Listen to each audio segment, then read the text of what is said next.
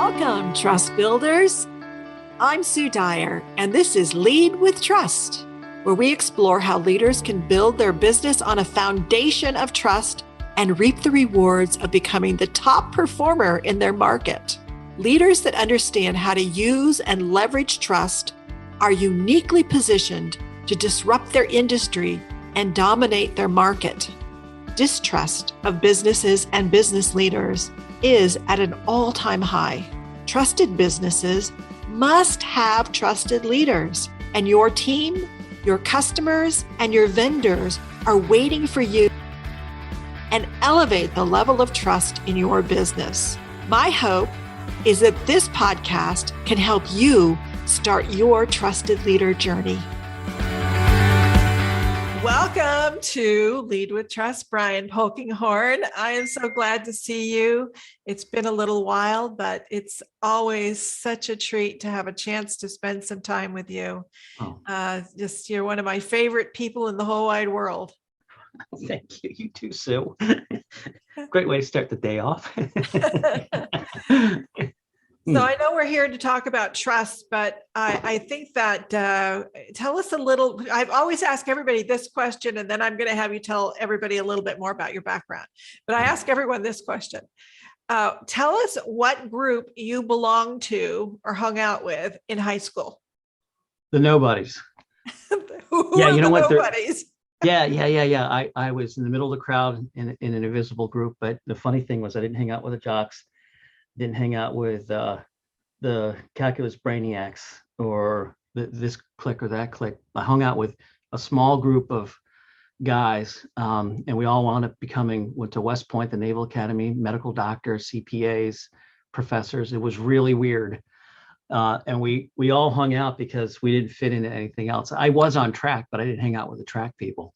I just hung out with this gang, and we had people from very different ethnic groups and walk of life. And we all lived in the neighborhood and knew each other since. So it was more of a neighborhood group. That's interesting. Yeah. And I grew up in the DC area, and it was highly integrated. We had a large Filipino-American community, African-American community.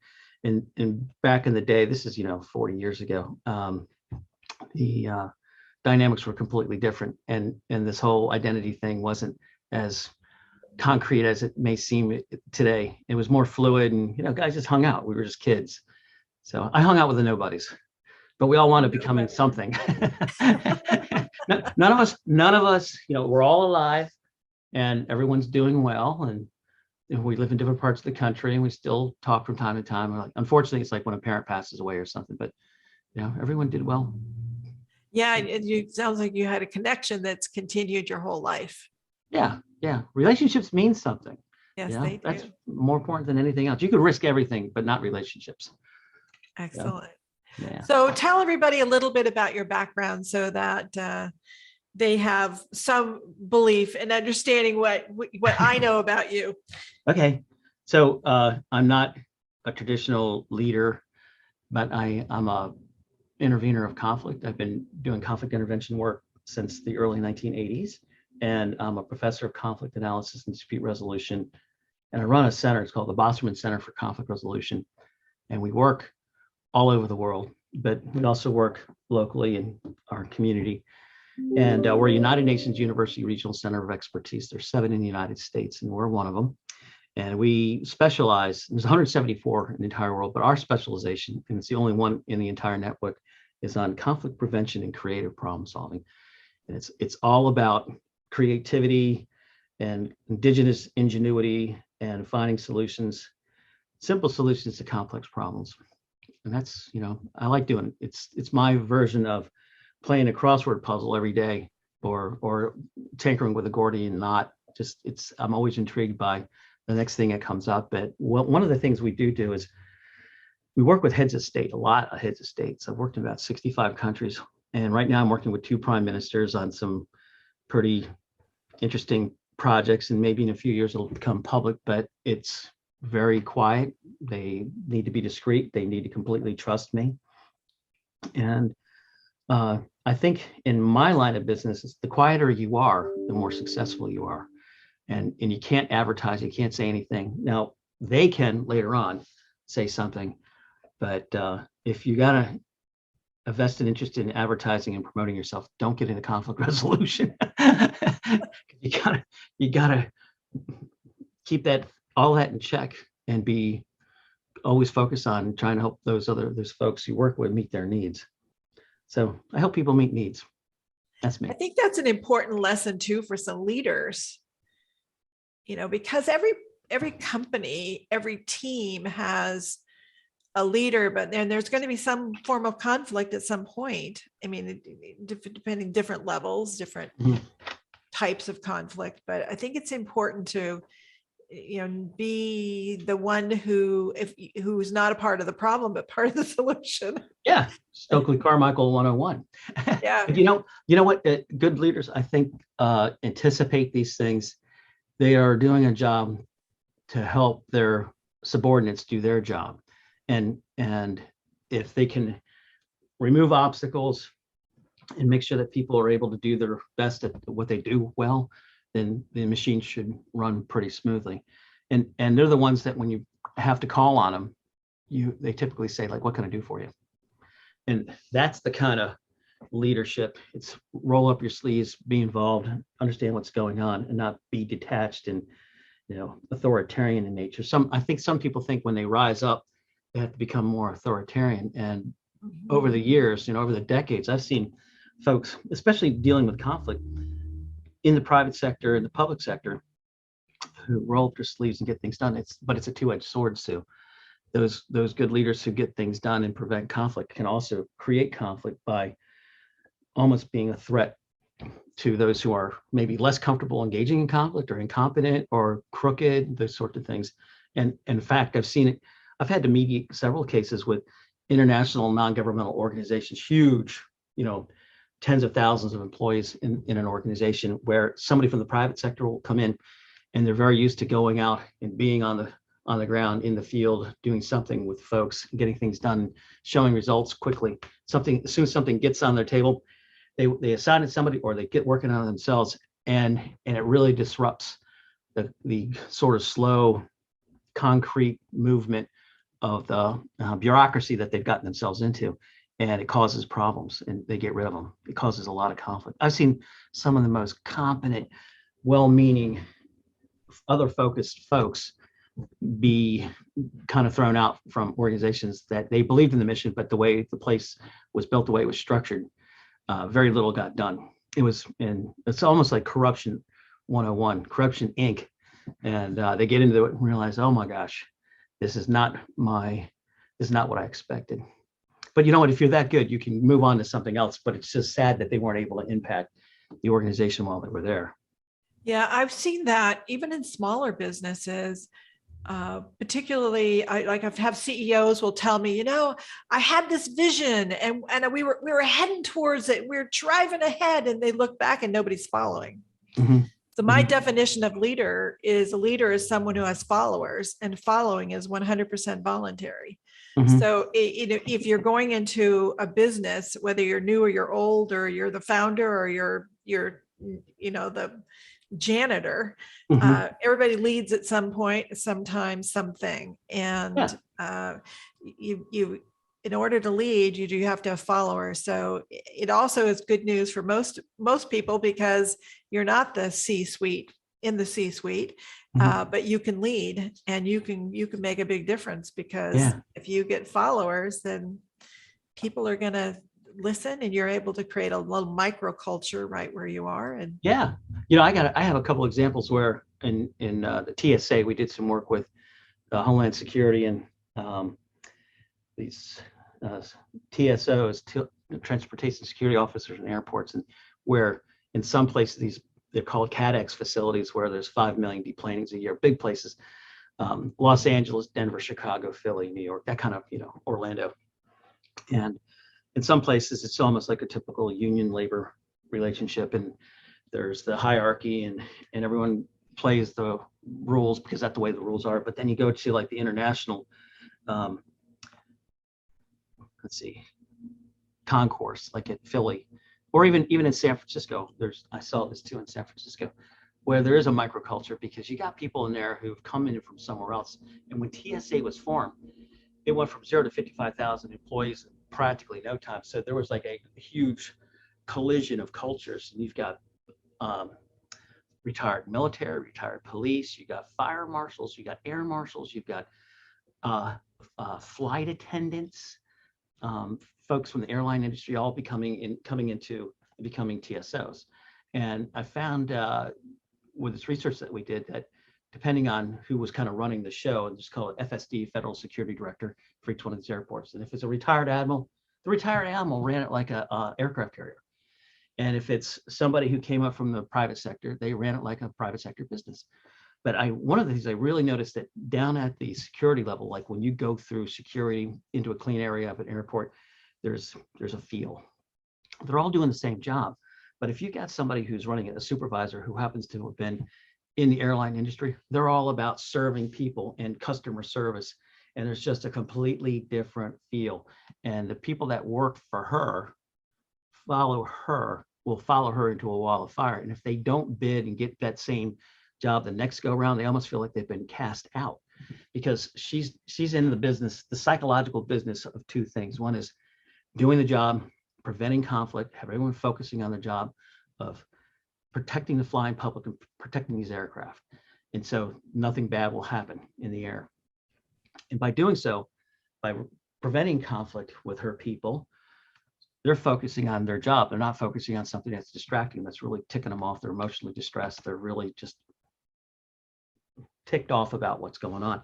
And some of these folks know the psychology of followers. They can buy into your program or they can own it.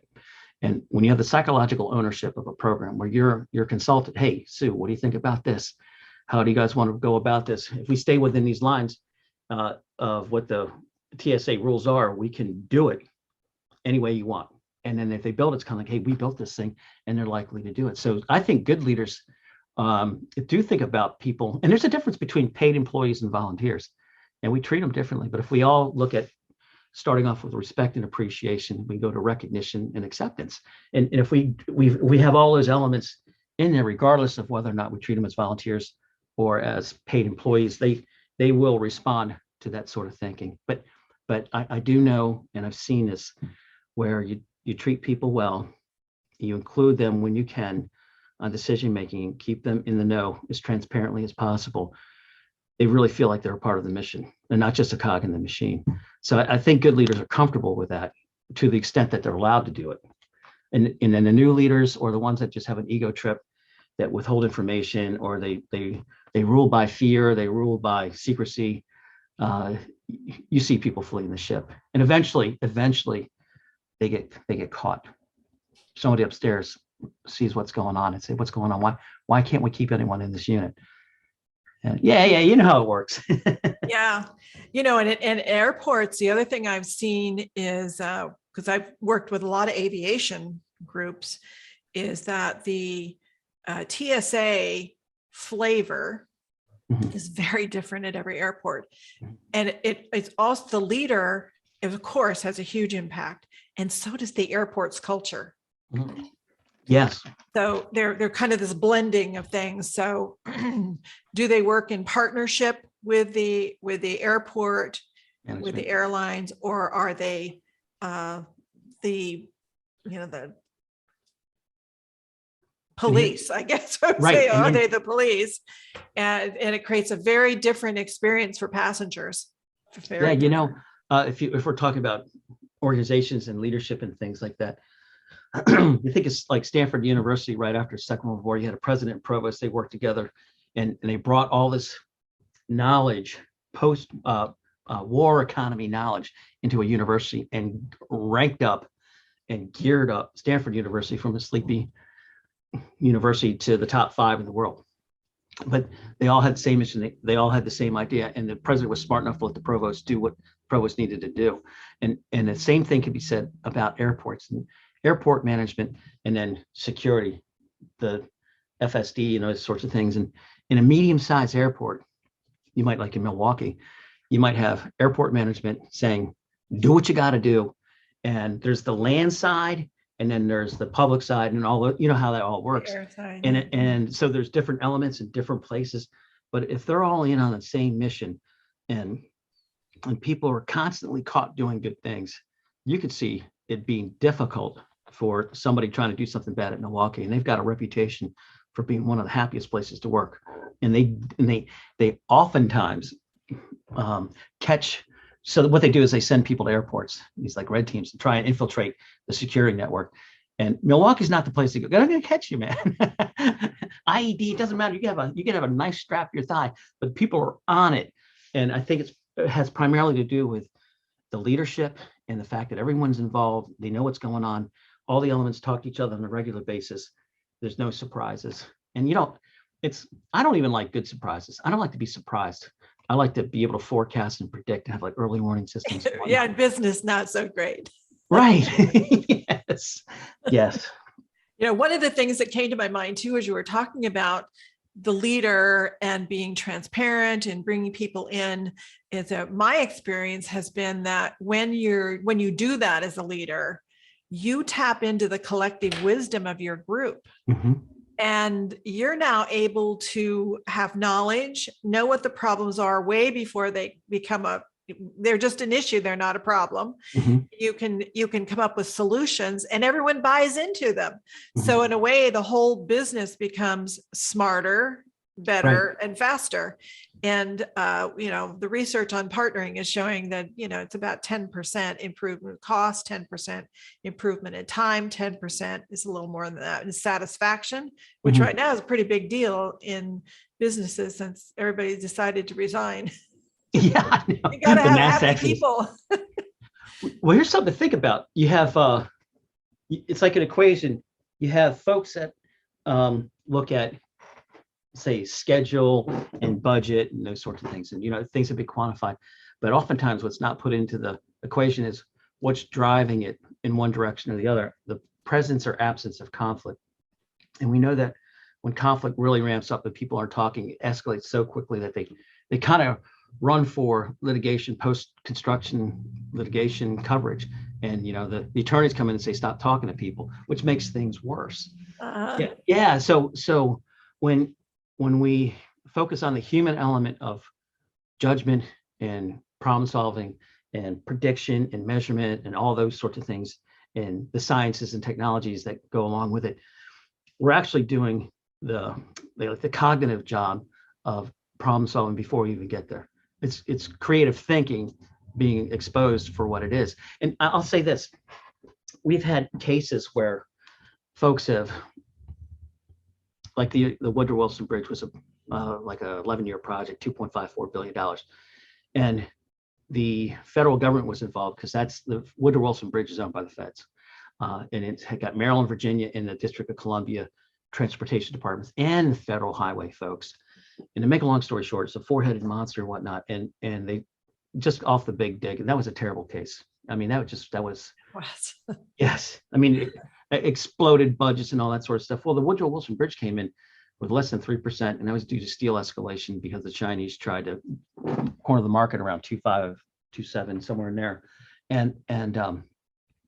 But what they did is they deliberately built a culture of you're rewarded for finding things before they happen. And some of the most creative construction stuff I've ever seen. We're talking like people solving problems by, hey, I got a guy who worked in our neighborhood who sealed up the sewer system. And it has nothing to do with, yes, it does, because they're thinking so crazy. It's kind of like Apollo 13 where they throw everything on the table and say, hey, this is all they have in the command module. We need to build a filter. We had another one where a young engineer found a solution to a pile driver that was killing fish because it was so resonating and so loud. Oh, yeah, I've had projects like that. Yeah, well, what he did is he said, I saw this study on cavitation of corkscrews on submarines and how you can kind of muffle and silence that. And it basically, if you build a filter like that, we should be able to cut down on the decibels. And sure enough, a double line thing with air in there. Yeah, bubble. We had to do that on a project I worked on. Yeah. Yeah. It's kind of like, hey, you know what? And the environmentalists are going like, okay. But here's the thing about that project, which I think the audience should know. The Washington Post and the New York Times and NPR and CBS and everybody else was looking for and waiting for the big explosion. Because, conflict sells. That gets clicks and controversy and heated emotions. Like, yeah, I want to read that story. And one of the very first things that went wrong is they were doing access road to this project and on the Virginia side. And there was some World War II era housing and had plastered. And because of the pile driving, some of the walls started to fall in, ceilings. And what they did is they said right away, white glove treatment. They took all the people from these buildings, put them up in hotels, said, don't worry about anything, get room service, go to the pool. They went in, they rebuilt these walls and ceilings. They painted the whole place up, put the furniture back in and brought it back in. And it was a stunning reversal. It just was so good for the psychology. It was like a huge Hawthorne effect for the entire project. And the coverage on it was, I think, reluctantly very positive. It was above the fold, but it wasn't this like, hey, they're treating people like garbage and whatnot. What they're saying is, this is unusual. We haven't seen this before. Let's see what happens next. But the thing is they started off on the right foot and they did the right thing at the right time. Was it expensive? Yep. But did it buy goodwill? Yep. Did it keep the project on time and on budget and keep people from the community to try installing it? Community was on board. Kind of like, if this is the way these guys are going to let them get their bulldozers, let them play in the sandbox, man, this is fine. So there are cases where when people do the right thing, the goodwill that it generates increases the level of trust. And let's face it, trust is something that's bestowed. You don't earn it. So I want to talk more about that because you walk into, well, I know you've done a lot of work in the Middle East, in high conflict situations, and there's probably not a lot of trust in the room. So tell us more about how you would deal with that type of situation, because even leaders deal with that when they have warring factions or silos in their organization. Oh yeah. They don't know me. They see an American, and so they conjure up stereotypes about Americans and whatnot. And they haven't had a chance to suss me out and all that kind of stuff. And so I know if there's going to be a game, there's going to be tests and all that kind of stuff. And if you say you're going to do something, you do it and mean it. And I've had instances where these guys are trying to take over. I've been doing this one case since 2010. And at first it started off very rocky. I want to tell you about this one because I did something. And now it went from, this is a total disaster, to I'm being invited to weddings and to briefs and baptisms and you know what I mean, or unfortunately funerals. Some of these folks I'm working with are older, but early on, I was running a process. We took all these folks to Wadham College, which is a part of University of Oxford, and we sat them down. We had a group of Israelis, group of Jordanians, group of Palestinians, and they opened up with their position papers on these sets of projects we wanted to work on. And it's cross-border cooperation. It's scientists, it's academics, it's not politicians. So they all are experts in, say, desert research or water harvesting or desert agriculture, agronomy, that kind of thing. Even water economics. I mean, we had a hodgepodge of people there. And some of the guys got up and just started talking political stuff. They thought they were the prime minister. They thought they were the king. They thought they ran the PA. And so I got up there and I just thought, this is a test. I'm supposed to be neutral and partial, not taking any sides or anything like that, unbiased. And I got up and dropped a bomb right on our own position. But see, here's the thing. If you can't trust people, you got to trust something, got to trust maybe the process. And I was walking through a process that I explained to them. I said, look, guys, my time is, and I'm looking at one person in the room because I already figured something out. The Israelis were desperate to have the Palestinians there. And the only reason the Palestinians were there is because the Jordanians were there. And the Jordanians had one guy who kind of ran the whole Jordanian delegation. I looked right at that person and said this, you're wasting my time. And which is not what I'm supposed to. And my time is more important than yours. And they're looking at me like they're stunned. Like, who is this arrogant SOB? And I said, I know you think the same thing. And if you guys want to fight and think that you're a prime minister or a politician and say snide things. So like one guy deliberately, one young hothead deliberately said, and the Israelis picked up around away, goes, we need to figure out what the final solution to this is. And it's like, oh my gosh, you just did not say that. You said final solution, and everyone's erupting. I figured, you know what? I'm just going to drop a bomb and rob all the fuel of oxygen and put this fire out. And I said, I didn't come all the way over here to hear you guys play Mr. Politician and whatnot. I said, I came over here because we got the world's leading water economists, and he brought a team from MIT, and some of the best desert researchers in the world are right here. If you want to talk about economics and water economics, you want to talk about desert research, desert agriculture, water harvesting, cross-water cooperation, cross-border water cooperation, the best people in the room are here to do that right here. And that's what we can do. So I basically said, you're the best people in the world to talk about this topic. If you want to do that, I'll stay. If you guys want to continue the bullshit and politics and get everyone upset, I'm leaving. And I look right at this Jordanian delegation leader, and the delegation leader just let a little nod like this. And I knew he wasn't going anywhere. And if he wasn't going anywhere, Palestinians weren't going anywhere. So I looked at the Israeli dudes, and the Israeli guys, I mean, it's the stereotype, but Israelis like to talk in 360 in circles and argue and not listen and talk over each other. And I said, behave yourself. I literally, behave yourself. I looked at the Palestinians and said, are we on board? Jordan said, thank you. And you know what? It just kind of shook things up. They go like, all right, this guy is in control of this process. We can trust him to walk us through it. And we made some very good progress. We actually ended the meeting a day early because we moved so fast. And in fact, we moved so fast, I had buyer's remorse, thinking like they're cooperating too much on these potential projects. And they'll go home and people will go like, you agreed to what, with who? So I had to kind of tamper it down a little bit. In fact, Sue, I use some of the cases that you and I are familiar with here in the United States on project management and team building and conflict resolution to show them that you can, like Tennessee Valley Authority or the Oakland Bridge or the Chesapeake Bay Bridge Tunnel, some of these big, you can do big things. Yes. and have very good results to show at the end of the day. And when you reinforce when your people, these guys, these men and women, that this is the best assembled group in the world that could do this project in your region, you're the best there is. All of a sudden, things just kind of change. It's kind of like, hey, this guy's recognizing me. He's kind of appreciating me for whom I am, giving me the recognition, and they feel like they're being accepted, regardless of where they come around the table. And it worked. Yeah, you're also framing what the dialogue's going to be about. Right. Clearly for them. So these are in, these are not in. Yeah, you talk about that, I leave.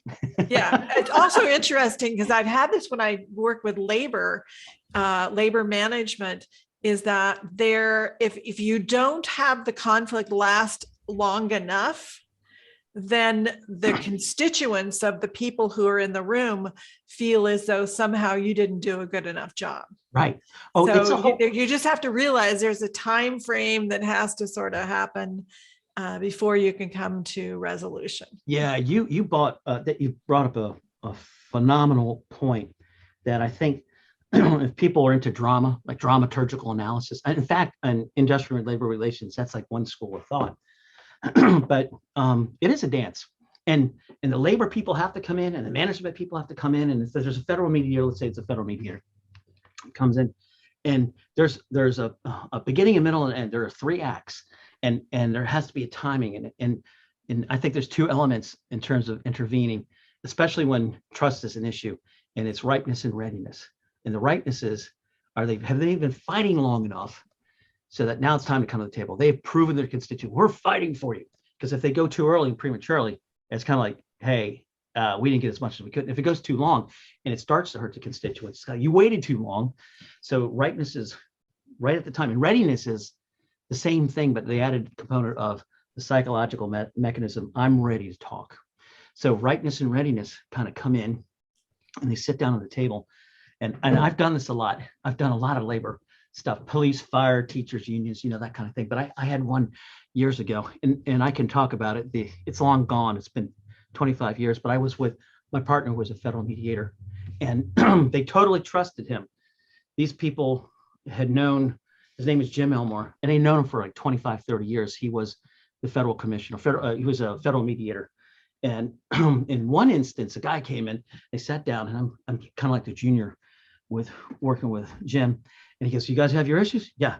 And he goes, all right, labor, what are your 3 issues? They go like 1, 2, and 3. He says, all right, labor, management. So labor, what are your issues? We have 73 issues.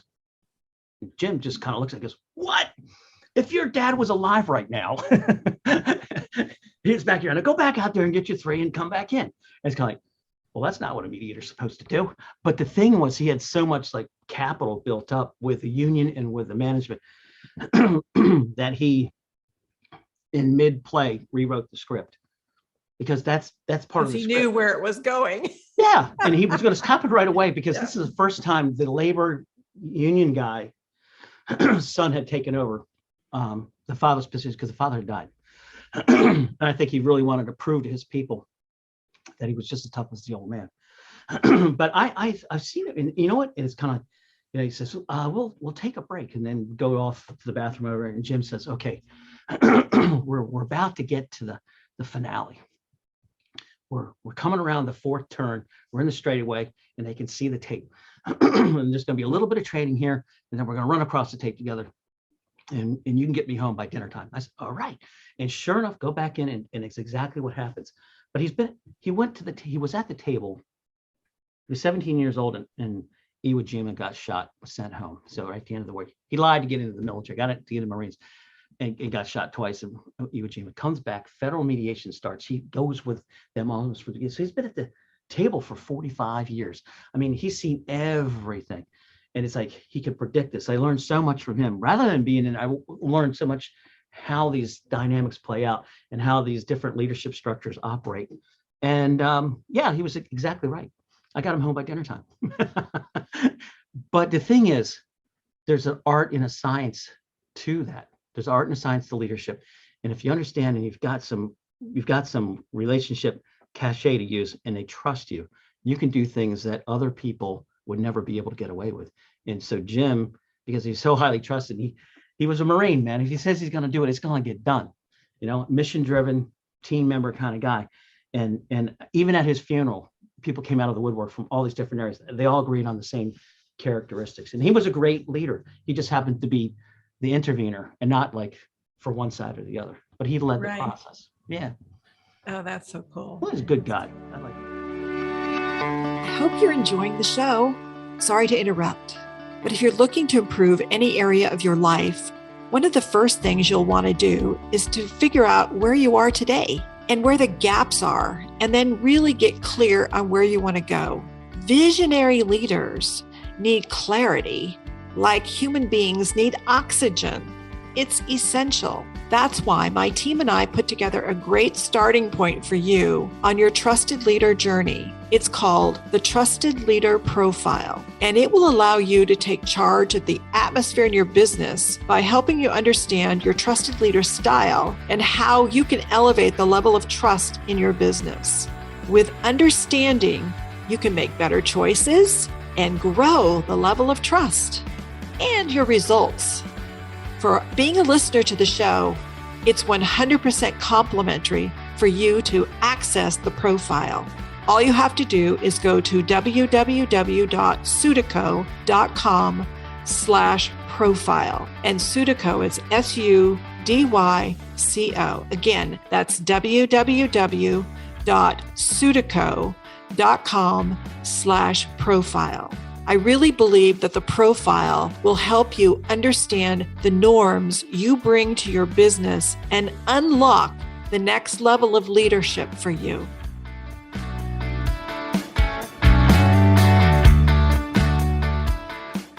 I like that. It's so cool. For the leaders that have conflict within their organization, you were talking about how trust is bestowed or earned or bestowed. What advice can you give to them? What would they do? And you talked about in the Israeli, Palestinian, Jordanian, there was a process. What would you suggest are the options for a leader who's kind of dealing with that within their own organization? Well, I tell you what, the more the leader has the ability and is comfortable having followers involved in design things like the process. So in the instance with the Palestinians, Jordanians, and Israelis, we all worked together to build that process. They didn't come in not knowing what was going on. They were part of the architect design team, so to speak. And so when it came to the build thing, they knew exactly what to do. They just misbehaved. Yeah. So that's one thing in terms of getting into it. The other one is when an issue arises, you can have, you can do it dysfunctionally, decide, announce, and defend, just unilaterally. And I think leaders who don't know the organization that well, or they think it's a command and control thing and not a creativity sort of creative idea organization, and they decide something and announce it, and people are used to having their expertise. And let's face it, Sue, everyone knows things we don't. So I'm not going to make an engineering decision when I got engineers in the building. Ask them and have them involved in some of the big plans. Then, I mean, that I think you're kind of recognizing their expertise and putting a good, they feel valued. They feel like they're a part of something bigger, not just doing a mechanical piece to a job. And that's helpful. And so when conflict arises, one of the things to do is to bring folks in early and say, hey, I think we're getting off the rails here. And what do we need to do? What do and here I've seen some very powerful leaders saying, I'm constantly working on myself. What can I do better? You guys need to tell me. I need honest feedback. I don't need any, you blowing any smoke. You know what I mean? I need you to tell me what I can be doing better. And not like a big long therapy session. It's kind of like just something short. Okay, I'll think about that and I'll get back to you on it. And and here they are. They're running, a couple thousand, 10,000 people, a huge budget, and yet they're asking us for what can I be doing better? I had another one. I don't know if this is such a good idea or not, where you have the time and stamina, but there's a university president I worked for. He never refused a meeting from anybody. And, there's thousands of employees on this campus, not this campus, but the campus where he was president. So people were very careful. They're going like, everybody knows you have access to the president. So everyone's on their best behavior.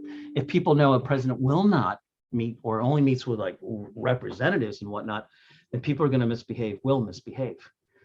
So in a sense, it's kind of like it's like a preventative measure. And if things are going well, there's less meetings.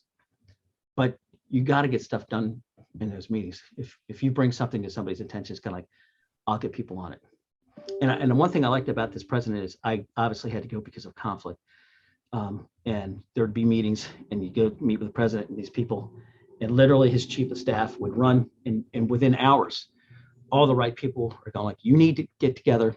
I want you to get together within the next 5 days and get these 3 issues on the table and addressed. Thank you all. I really appreciate it. Have a nice day, President so-and-so. And it's done. Yeah. Yeah. And he's not micromanaging. He's letting people make decisions. But if it's come to his attention, that means, and people have kind of followed the chain of command, it's kind of like, I am not going to penalize anybody because somebody came to me. I'm giving you feedback, guys. So let's just solve the problem. Let's not take it personally.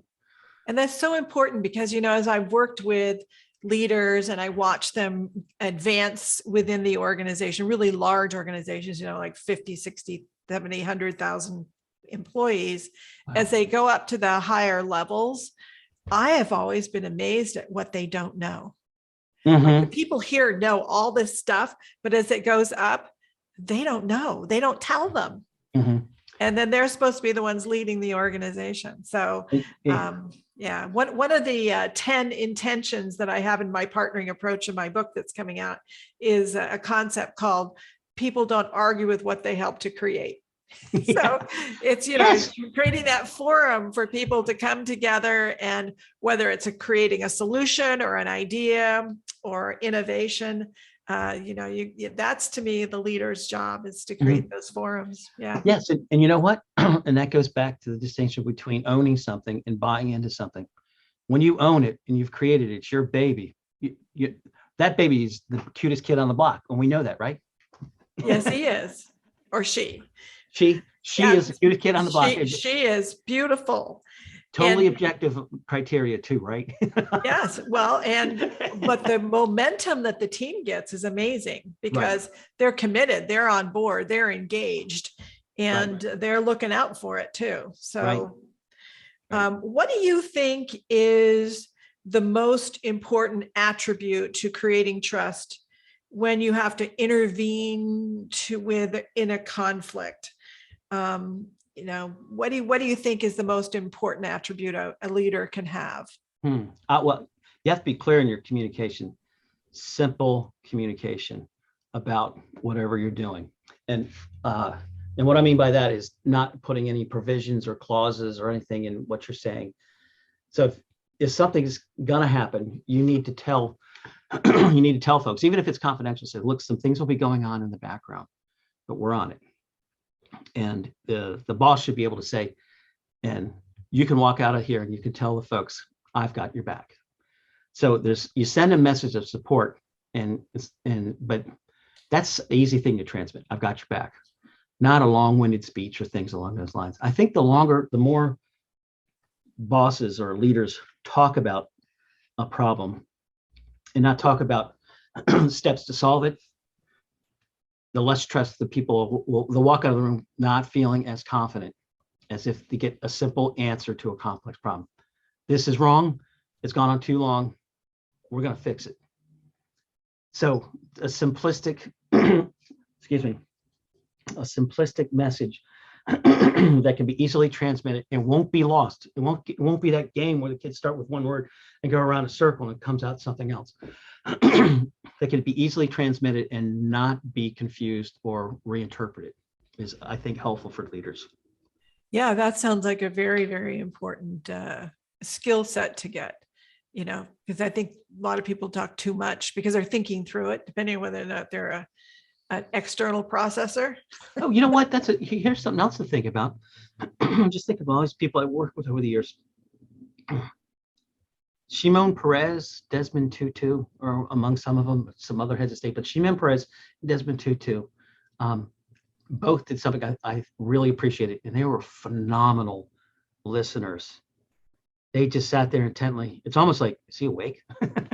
And then would almost have like this brilliant soliloquy. They would capture everything you just said in the last 5 minutes, like in 2-3 sentences, and then in the 2 or 3 sentences, give the response. And it's like those two messages are congruent. They marry up. It's kind of, oh my gosh, how did he do that? So there's something to be said about attentive, really intense listening to the message, the content, the meaning, the feeling, what's being said and its associated effect, and being able to reflect that back to people. Desmond Tutu, Papa Tutu, or some people call him the Arch, was really super good at that. He was definitely connected to the human factor of everyone he ever interacted with. And it resonated with people, like, you're the presence of somebody cut from a very special cloth just by the way he's interacting with, like, wow, this guy is definitely different in a very good way. Cool. Yeah. And so listening. That's so cool. Yeah. Simple messages, listening. So I know that you lead, you're a distinguished professor, so you have that role, but you also have the role as executive director of the center there that you lead at Salisbury University, Bosserman Center for Conflict Resolution. Mm-hmm. So what do you do to create trust within your center? Oh, well, you know what? People come here in a trust deficit. So they're already stressed out. Or we go to them, because it could be in other parts of the world. We have to present a very clear, transparent picture of who we are. And as I was saying a little earlier, if you say you're going to do something, you do it. If you're going to be somewhere at 7, you're there at 7. I have a tendency at the very beginning when we intervene, especially in big cases, like there could be over 100 parties, I don't talk to anybody. If we go for a break, I'll leave the building. I won't be caught by the water fountain with somebody or anything along those lines. Being very careful about appearances and all those sorts of things. I was in Denver working with a whole bunch of American Indian tribes. And that was a completely different process, by the way. So started out with a smudging ceremony and invoking your elders, and it was a 2-day thing. But when we went for a break, it was like a beehive of activity, all these different related tribes and whatnot. And I said, I got to get out of here. And I was trying to get out. I was trying, so I would, and people were cornering me left and right. I'm just thinking like, this is not the way it's supposed to be. It's kind of like, hey man, don't be a shy, don't be a stranger. You know, you're with us. And I had to kind of adjust. So what I did is I did the exact opposite. I went 180 degrees and went right into the scrum with everybody else and just started talking. And it was a really comfortable thing. And I think there's, because of colonialism and these histories and whatnot, not me personally, but I represent something to them that leads to a lot of suspicion and mistrust. So I was in there, and then a couple of folks that were highly respected over time. One was a chief judge, said, this guy's okay, because we went around the room. They said, who are you? You know, my name is David, and I'm with the Mohican tribe. I'm one of the last of the Mohicans, or I'm Lakota, Sioux, or Seminole, or Hopi, or Navajo. And they got to me, and I said, hey, look, I'm Brian.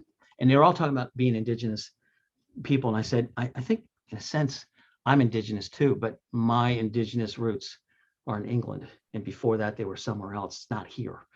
And if I have to belong to a tribe, I belong to the tribe of David.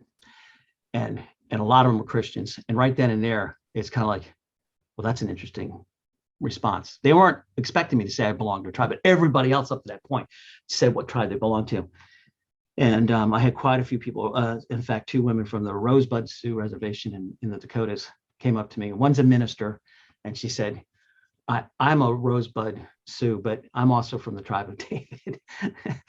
So, you know, I'm telling you that story because it was one of these ones where I really learned a lot. My MO is to create professional distance, but a caring attitude, but not appear to favor any one side or the other. In this particular instance, it's kind of like I got pulled into the crowd, and I better use my intuition like on demand and figure out what to do, because this is definitely new territory for me. Absolutely. But you know what? They gotta feel you out. They gotta suss you out. And as long as you're always tell the truth, do what you say you're going to do and whatnot, it's a calculus-based form of trust. And by calculus, it's almost like I got a little clipboard and Sue says, Brian, did you take out the trash? And, yep, Brian took out the trash. Brian, did you cut the grass? Yeah, Brian cut the grass. And then so they can actually, you know, he did what he said he was going to do. But over time, I think the bestowing of trust is at the individual level. I know there's people that I work with who do not fully trust me or may not trust me at all, but they trust the process. And this is what you guys want to do, and I'm going to help you walk through it. And you own the process, you own the issues, you own the outcome. I'm just going to be kind of moderating or orchestrating as we go. And if I get out of line, I want you to stop me and say, you know, what you're doing right now isn't working, and I'll adjust. So I think that's a great tool for most leaders that I don't think they really have in their toolbox. They don't think about it, that they have the power to create a process that can bring people together and to allow this, you know, aligning and resolving and creating to occur. But I don't think it happens a lot. It's like most of the time it sort of just gets ignored. Or we attack the symptoms of the problem, not really attack the problem. So, yeah, the manifestation, right. Yeah. We don't aim the fire extinguisher metaphorically at the base of the flame.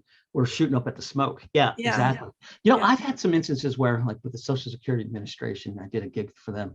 It took quite a few years, but it's high stress working in a teleservice center, answering phones all day long with people who are confused, stressed out, whatever.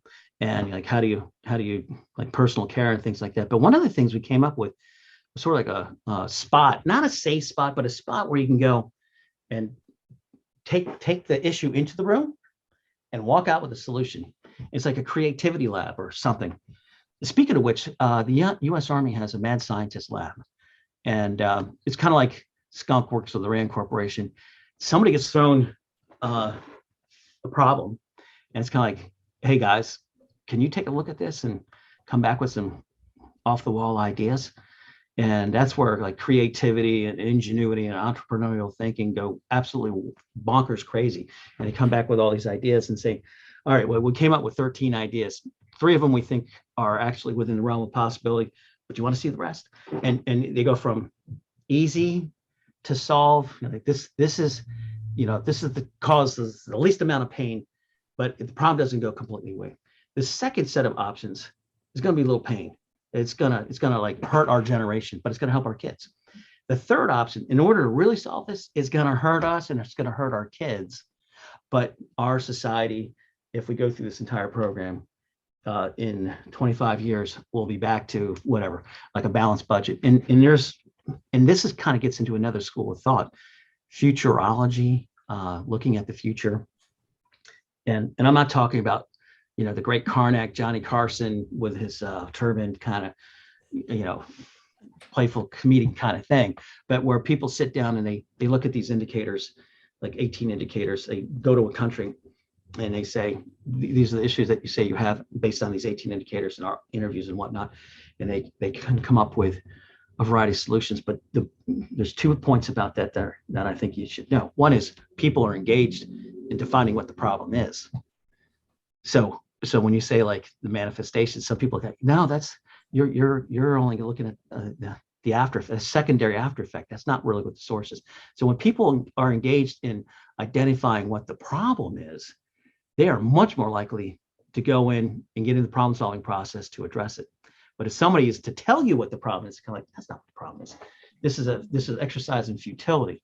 So you got to trust your folks. You got to trust the people that work for you or work with you, that their introspection and reflection and their level of expertise and all the stuff that they bring into the organization is going to be focused on making the place better. And say, you know what, guys, I want you to spend some time and just do some creative thinking. You can go creative, just do some creative thinking and give me a continuum. There are people who do that professionally, literally, and they kind of come up with these like different scenarios. And it's not the scenario building that you and I know of necessarily. And but it's what do you want your future of this organization? What do you want the future of our relationships to look like? And they put it on a horizon. So there's futures that we can choose from. And what's the most plausible? What's the most preferable? What's probable? And you want the preferable, plausible to kind of line up somewhere on that horizon. It's okay, if that's what we all want, we think it's preferable and we can do it. Let's head that way. And we can make a correction if we think we've made a mistake. But everyone is involved in steering the ship in some way or another. So everyone's got a dog in the fight. I couldn't agree with you more that leadership is everywhere and you need it at all levels. But what you're talking about now is what I would think is like visionary leaders who, and maybe you're not as visionary, but you're thinking now something's impossible, because that's what I've seen over and over and over, is that people think something's impossible until they figure out a way to make it possible. Right. And then they make it inevitable. Yeah. So, when everyone comes together, so it's a whole continuum of working along to make it happen. And thinking something's impossible right there in and of itself is a roadblock that leads to conflict, because needs will not be met. It can't get done. No, well, so I've seen good examples where people taking something that looks complex, and it is, and they've atomized it into little chunks. And if we work on this piece and then we work on this piece, but we need it. It's like pretzel logic. What do we do first? And you talk low hanging fruit and whatnot. What's the stuff that we can do quickly with the least amount of time? So it's like the present, the near future and the far future. And then like what's easy, what's moderately hard, and what's difficult. So a 3x3 cell. And you start off in that first cell. Something we could do very easy, very quickly. Boom. Ooh, making progress and things get rolling. And then slowly what you do is you interchange moderate things with difficult things with easy things, because you don't leave the hardest stuff for last. But because then people realize, oh, okay, now the hard work really begins. But the psychology is do a couple easy things, get people working pretty good together. Like, we can do this right now. It's not going to cost a lot. And then let's tackle something moderately difficult. It's going to take us a couple months. And they realize, so I did one of these for an institution that has about 2,000 employees. And I thought, these people are going to throw me out on my rear end, because I identified 17 issues and I did what's called appreciative inquiry, and the management and the leadership were fine with it, the labor folks and whatever. And I I identified these things, but I talked to everybody and said, look, I want you to do something different. There are some issues that need to be tended to, but first I want you to tell me what worked, what's going well. If I can go back to the head honcho and say, hey, this unit is doing great work. What is it I need to tell her? In this case, it was a woman. What do I need to tell her that you don't think she knows? And people were really surprised. Like this dude's different. We were expecting like, a hatchet man, an investigation and whatnot. No, I want to appreciate what you do. And I had a very good appreciation. I interviewed 154 people in groups and whatnot, individuals. But I always ask them, I got this issue. It keeps coming up and it involves you. What's working with the rules? What's the most logical way to find a solution? What's the solution? So they gave me all the solutions. And then I went and I showed them these 17 issues and put them in this chart. Right now, near future, far off, something simple, something moderate, something difficult, and presented it.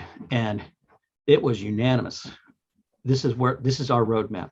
And the institution adopted it. And it took 7 years, but they got all 17 issues addressed and things, it ran smooth. I couldn't believe, I said, look, this is something to change because you guys might change your mind, but at least it's a starting point. And the president of this institution said, I can see why you do what you do. And, you feel there's some intrinsic worth, but you feel good when you see people solving their own issues. Absolutely. Yeah, you've got the ability to do it. It's just they didn't know. It's not amazing, but that wasn't possible. We didn't know leadership would let us do this. And so when people are going, and they have these own aha moments, which is fantastic. And you've got to say to the people up top, you got to trust me and you got to trust this process. If we start this thing, it's got to go to the end. And I'm not a hatchet man. I'm not a paid hit man. Yeah. And in that particular instance, it typically works out that way. We've only had one instance in like the last 20 years where something it was a real screw up. It was a security breach and they had to, a really bad security breach and they had to kill the project. But that's the only one I've ever had gone belly up on me. And that's because of something outside of my control. But you know what? People build something, say, all right, we're going to give this a shot. I've actually had this too, Sue, where people go like, hey, man, your reputation's on the line here. You got to fix this thing. It's kind of I heard that too. Yeah. Well, you know what I say to them? I say, hey, look, man, I got a wife. I've got 3 kids and I got a dog. And as soon as I leave this building, only thing that's on my mind is my wife, my 3 kids, and my dog. I don't even think about you. You got to, and when I go to sleep at night, I sleep well because I'm not thinking about this. You are. And my job is to make you sleep better at night because you're going to solve your problems. It's kind of like, damn, okay, understood. I said, do you have your marching orders, right? Oh, yeah. So, are you sure? This guy's going after me. And I'm just like, hey, you know what? It's time. It's yours. You own it. Everything. But the thing is, you own the process. You own all the issues. Do you want to own the agreement? Do you want to get the resolution? Do you want to have a form that? And you can. And it's, trying to get the most creative ideas out of them. It's and it's nice when they say like, damn, I didn't think this was going to work, but I definitely see light at the end of the tunnel. Yeah. It's a simple solution. It's a simple solution to what we thought was a complex problem. So one of the things that I'm trying to do in my business that I have now, Sudico, is, for 35 years, I've been the intervener. Mm-hmm. But you learn what it takes. So what I'm trying to do now in my book and in this podcast is to help leaders learn how to do it for themselves. Yeah. So that they can do this for themselves. Right. Yeah. We want to put ourselves out of business. Yes, absolutely. We'll never be out of business, but we're trying as hard as we can. I want to be unemployed. But stop the suffering. Right. Yeah. But you know what? And then you get folks and for some people, this comes very easily. They can take a little journey from their head to their heart, and they may not have been able to express it, but they're natural at empathy. And other people, you got to work with them a little more. It's almost like coaching with these leaders. And there's an organization in London that I work with from time to time, and it's like this exclusive invitation only outfit. And they basically coach CEOs coaching CEOs. And they come and they talk about their issues and how can I do this? And it's somebody that's inside the fishbowl knowing where the piranhas are, saying, okay, these are some of the, but they also have folks come in from the outside. Basically, I think good leaders have all the skills that you and I have as interveners. Yeah, and they're negotiating the dance, they're mediating the dance, they're reconciling some differences, facts. Looking at the core issues, they're right, bringing right. people together, let them co-create solutions. Mm-hmm. And you know what? You know what's kind of interesting is like you have some of these folks that have been at it for a long time. I think about these like seasoned politicians and whatnot. They just naturally do these things. But you talk to private sector folks that really run big operations and whatnot, and it's kind of interesting. It's happened a lot. They go like, "Is that what you call what I do?" Okay, I always wondered what you called it. You know, yeah, you're creative. You're a problem solver, but you're using the kind of like the lingo. So like the partnering lingo is 85% of the conflict resolution lingo. It's like we speak the same language. Absolutely. And yes, and it's structured and a semi-structured. That's the only distinction that there is. And you look at leaders, and they're doing the same thing, but in another context. And you know what? Some of these construction foremen and folks that primary general contractor, big corporations, especially the ones who buy into or promote partnering, they are conflict prevention specialists. Yes, but it's not in their vocabulary. They're just doing the job right. Absolutely. Yeah, 100%. Yeah. So how can people get a hold of you if they wanted to learn more about you, or what do you have that you can share? I was gonna say something smart like can fire flares or smoke signals. So they look. We have at Salisbury University. We have not only the Bosserman Center for Conflict Resolution, which is sort of like our playground sandbox of doing all these projects around the world, but we also have a Department of Conflict Analysis and Dispute Resolution. And so there's other faculty, and we got an undergraduate program and a master's program. And if you go to Salisbury, www.salisbury.edu, SALISBURY, you can find our Department of Conflict Analysis and Dispute Resolution there. And then also in there is the Bosserman Center for Conflict Resolution. We actually have a separate email address that you can go directly to. And it's really simple. You'll like this one. So www.conflict-resolution.org. But it all goes right back to the university link. And you might be surprised on our webpage, the Bosserman webpage, one of our core folks, our senior practitioner is Arun Gandhi. And Arun is the grandson. I love Arun. Yeah. And I just talked to him yesterday. He's in Mumbai, and when he teaches, we're teaching a class this semester. So every 2 years we teach a class together, and it's more of an event than it is a class. And we always leave one class open for the public, and we have like 800 people show up. And so if you understand Gandhi, you understand Arun. If you understand Arun, you kind of get the idea of the background, like software program that runs the center. And we just apply a lot of the Gandhian principles to all sorts of different contexts, even in construction. Absolutely. 100%. Yeah. People treat people well. Yeah. I thank you so much for being on the podcast. It's such a fun time for me to get a chance to touch base. We'll have to do it again. Yeah. So I always love catching up with you. I was telling my wife the other day, I said, Sue, it's like she invents something, she creates something, and she's on to something else. But it always has a life of its own. And she says she's a creator. And I said, yeah, Sue Dyer's a creator. You're a creator. Oh, thank you. And you know what? You're leaving footprints for the next generation. You don't even know it yet, just by all the good stuff that you're doing. People will follow. I hope so. I think that we need leaders that are building their businesses on a foundation of trust. And I don't see that happening nearly enough. Far too much fear. And with AI emerging, 3D, web, technology is going to amplify voices. And I want to make sure the voices they get amplified are the ones that are building their businesses on trust. You know what? So I bet you there's some studies out there directly on trust. And I'm not talking like these big trustees like the Dennis Wrong or whatever. It does great work. But looking at the key indicators of leadership in the private sector, I remember reading something out of Duke University years ago, and like the top three things, and trust and conflict resolution were in the top three. And it's like, what do you want from your managers? What do you want from your leaders? And what do those characteristics look like? And there's all that theory stuff, but if you go out and ask employees of these major organizations and categorize these things, the stuff that you are promoting as the healthy platform and foundation is being reiterated by folks down at the cubicle level. So you're definitely onto the right thing, as usual. I appreciate it. I just need more people. We got an instrument that measures where you are, what trust level you are. It's all free. Putting a class together that's going to be all free. So there's a lot of stuff, the resources out there that we're developing. All right. And then I'm going to do some coaching and things like that. So it's going to be great fun.